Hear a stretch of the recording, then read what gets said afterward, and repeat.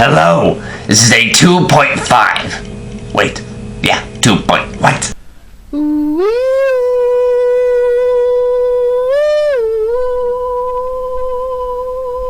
Gone and stopped turkey from being on the menu in the first Thanksgiving. No, wait, that'd be a shitty idea for a movie. Who would fucking do that? Okay, so, after 2 days, of course, the bad guy of this goofy little idiotic show changes the rules on me and throws a major curveball. Sure. All you have to do is 50 days. Also, I'm going to throw random .5 issues at you. Damn you, Marvel editorial! Wait, what? Anyway, I just don't really know what to do with this. First off, it means I got more work to do. Damn it. And not to mention, why the hell did he have to throw a milestone at me like this? Oh, goddamn ready. It's Unearthly Child. I feel kind of bad having to look at it. Because honestly, and I hate to sound schmaltzy, it's the first. I mean, I don't really think there's much I can honestly do to damage it. Then again, I am of the opinion that whenever someone yells at something, or, which I promise I'm not going to do much, you don't break it. It's not like the thing's ruined forever. I can confirm that. However, I also don't want to make it seem like I'm being too mean, but also I don't want to, I mean, come on. It's the first Doctor Who story, and I have to try to make this important piece of history look good while making myself not look stupid. Okay, fine. Not too stupid while I talk. But come on, can you people honestly blame me? It's hard to just do this because, well, you have so much respect and admiration for it. But however, I can't tell you that I think this is a perfect 10 story as all 4 parts are concerned. I, however, will say this. Episode 1 is a masterpiece. It does the right thing to get you, it does right things to get you interested by setting up 2 normal everyday people seeing something strange and getting more or less jumping into what would start 50 years of stories, both TV, audio, book, and other stuff that we're probably not going to cover. Our 2 curious stand-ins are, of course, Barbara and Ian, a science teacher and history teacher, respectively, at the Coal Hill School. You know, that place that Susan was hiding at that was attacked by crazy, music-driven teenagers. And it's not even the 80s yet, so that story broke ground. Anyway, they, just sort of noticed something. In particular, the odd behavior of young Susan Foreman. From there, the teachers follow her into a junkyard.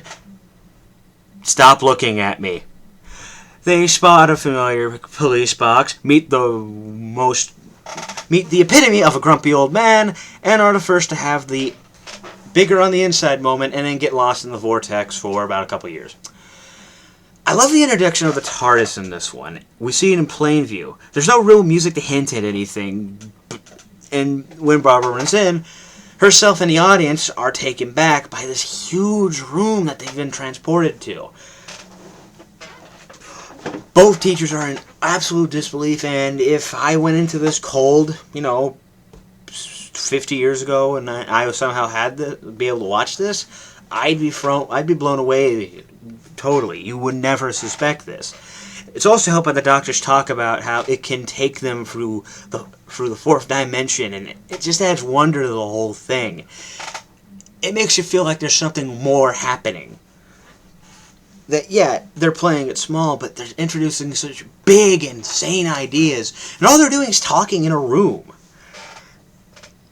The first part is also so high in my mind because it's just a great opener. It sets up a mystery, and it sets up a mystery that knocks you down. Well, if you went in cold. It's kind of hard to go in cold when you've seen about, at this point before I watched this, I had seen 5 or 6 full seasons of the modern series and a couple other classics, so I wasn't sure if I was honestly going to be as wowed by this. But honestly, I thought it was generally well set up. mean, if you went in cold, you'd have a great time. Ian and Barbara didn't even suspect such a find, and their interactions with the Doctor are just flat out great. Again, you definitely get the concept that he's not alien. He's alien, or at least not mortal or normal. They were kind of vague on the whole alien thing for a bit. Hell, in the Hartnell era, we never find out his race. We only find it out in the very last story of Troughton. And plus, you have no idea on how to take him along with the teachers, because he doesn't come off like a good guy. Like I said, he comes off very standoffish and grumpy. The only person he seems to like is Susan, but that's because of family and the fact that Susan knows him. These two don't know who he is, and vice versa. In fact, I'm shocked he didn't beat Ian with a cane. To be fair, I'm shocked he doesn't do anyone with that same gesture, but still, it's just... What my point is, you don't know who he is. And if you went in cold, you'd honestly be asking, is this the villain of the piece? So, I've gushed about part 1. Part 2 through 4 are not as treasured for me. Where part 1 was this eerie piece of television that grabbed you. The rest is a basic runaround with cavemen. I mean, it's a good direction to go to prove the non-believers that this strange box can go through time. Hell, what's an easier target on your test drive than cavemen? I mean, granted, they could have done something funner, like, I don't know, punch Hitler, stop the first Thanksgiving. No, I'm sorry, stop Turkey from being on the first Thanksgiving. But what dumbass idea would... I mean, they could have gone somewhere better. They could have gone... They could have gone to World War II and punched Hitler in the face. They could have gone to, the very first picture. They could have... Sorry to pause here. I mean, hell, I'd make really awkward pauses regardless. But I have to ask, Nemesis, why the hell am I doing .5s again? I got bored. I was really afraid the answer was going to be that stupid. Moving on. And not to sell it short, but the 4 and I don't want to sell it short. All of the main 4 cast members have moments and do keep this thing from being dull. Barbara is talking about the marvelous chance to see history, the reason for why Barbara and Ian were made teachers. Especially Barbara, who does honestly seem genuinely excited to see the past now that she knows she's there, while Ian's very afraid of what they're being thrown into, and Susan's, I think she's quietly screaming because that's the best thing she can do. I need to mention why Susan and... I think it's about time to mention the reason for why Barbara and Ian were made teachers. And that goes back to the fact that when Doctor Who originally started, it was intended as an educational series. The historical settings were, of course, were set up so Barbara can lecture Susan about how, the Reign of Terror worked and all this basically kind of be a mouthpiece to teach kids. While the sci-fi settings were much more for Ian to talk about science. And this aspect was quietly dropped since the audience seemed to love the characters and the adventures and some of the strange things they'd see in space. But, of course, people like that seem to have no interest in learning either. Even when it was around, even when, you could probably tell when they were trying to teach the kids something. It was never distracting. It wasn't like Ian stared at the audience and was just like, okay, kids, Blue's going to find us a clue, or whatever the hell you expect. It was done subtly and in story instead of being a lecture like they were on Nick Jr. I mentioned the characters a bit, and major examples for what they do here are, of course, for Ian and the Doctor. The Doctor is dealing with the annoyance of his new passengers while getting caught in the middle of a caveman debate. I mean, that's a lot of stress on a guy, I suppose. And the setting becomes a simple survival story, which again is a lightweight thing to start. You don't want to start too heavy. Well, especially after that episode that was more or less just big setup, and you could have put anything after that, personally. I mean, there's also another big thing that's always brought up when you bring this up. The Doctor considers killing one of the cavemen. And of course, this catches the eye of people who've probably only seen the modern series, since in there, he almost relishes the fact that he does not like to use guns or even kill anything. Granted, the man has a bigger body count than any given member of the fucking X-Force, but he's at least not openly doing it. Give him credit there. And I also like seeing this because, in the context of what he'll become, you more or less are catching a moment where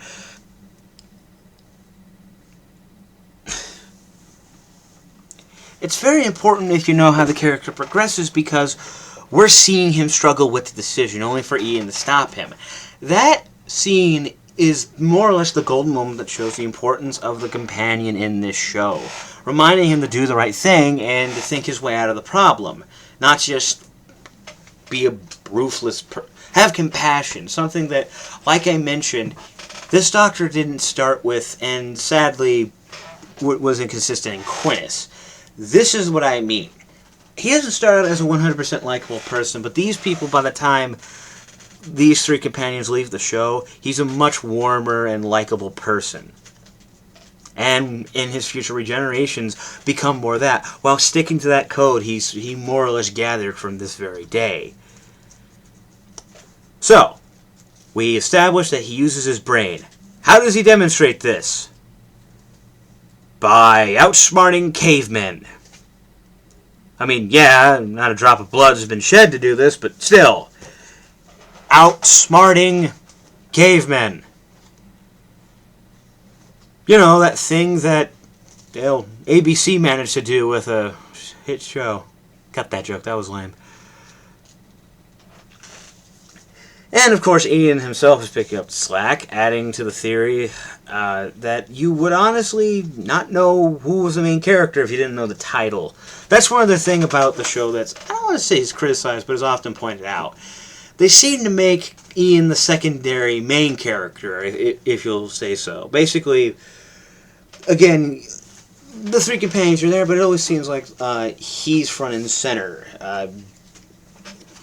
Because we don't know much about the Doctor, so we need someone who we can relate to easy, which of course would be a normal guy like him. And I have no problem with it. He honestly is very much a character I enjoy to watch. So it's good to see him be this upfront. The big thing about Ian, about talking about bits for everything else, the thing about the cavemen is they don't stand out well. You honestly look at them as an entity instead of picking out any single one as like a leader or a main mouthpiece.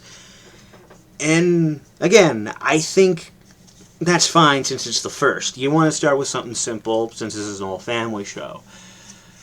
And in terms of Susan and Barbara, I think really a lot of their best bits are in the first part, where they demonstrate, you know, what exactly is so eerie about Susan that catches the teacher's attention in the first place, and Barbara being more or less being a support system for Ian, the only person he generally knows well, or at least better than the other two people he's stuck with, and she looks to him. They both look to each other to keep them sane, keep them from going crazy.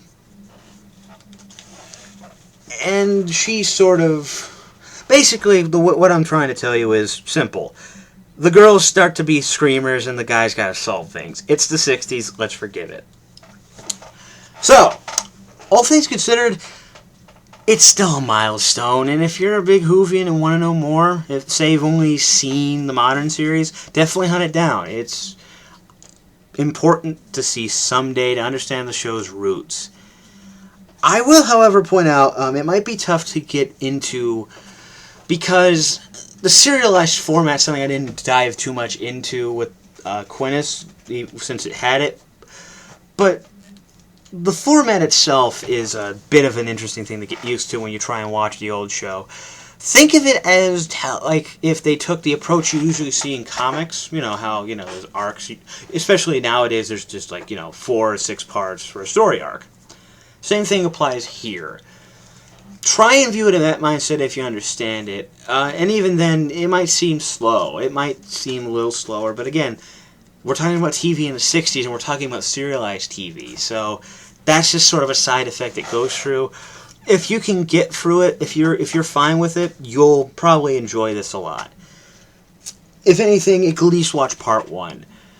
I don't want to tell you parts 2 and 4 are skippable, but they don't live up to the same amount of wonder as that one. All in all, that's about it. See ya.